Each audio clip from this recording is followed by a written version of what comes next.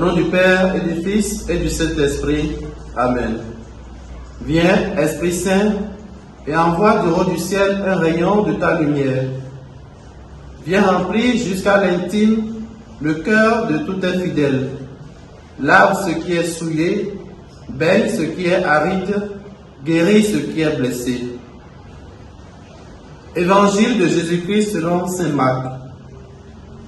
En ce temps-là, tandis que Jésus sortait de Jéricho avec ses disciples et une foule nombreuse, le fils de Timée, Bartimée, un aveugle qui mendiait, était assis au bord du chemin.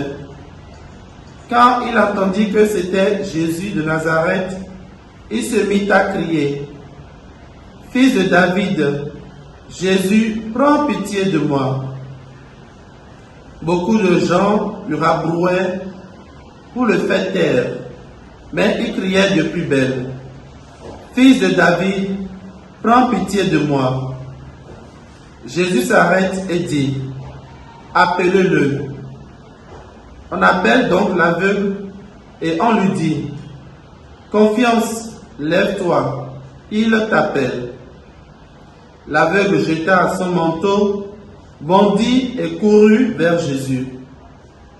Prenant la parole, Jésus lui dit: « Que veux-tu que je fasse pour toi? » L'aveugle lui répondit: « Rabouni, que je retrouve la vue. » Et Jésus lui dit: « Va, ta foi t'a sauvé. » Aussitôt l'homme retrouva la vue et il suivait Jésus sur le chemin.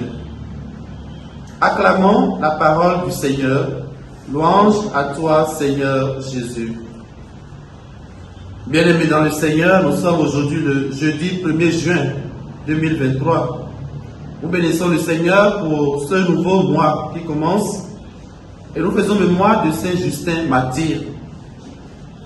Dans l'épisode que je viens de proclamer, nous voyons le passage de Jésus qui met la foule en émoi.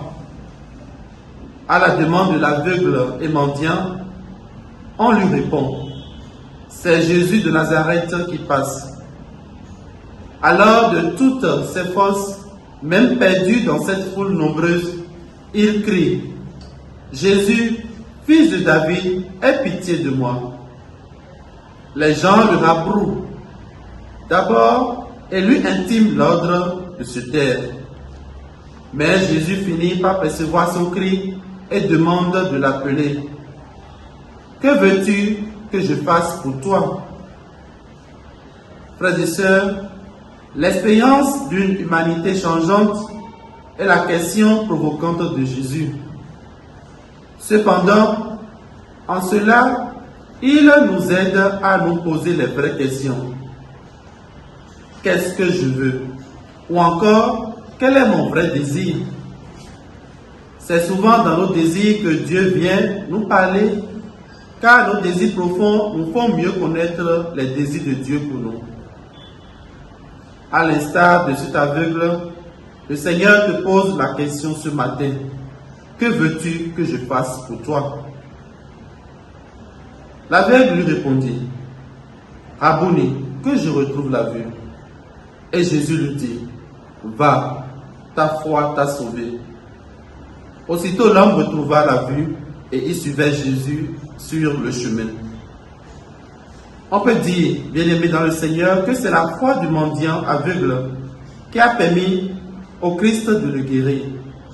La foi n'est pas quelque chose que nous pouvons gagner ou acquérir par l'expérience de notre volonté ou nos efforts. La foi est un don. Ce don doit être recherché dans la prière humble et constante.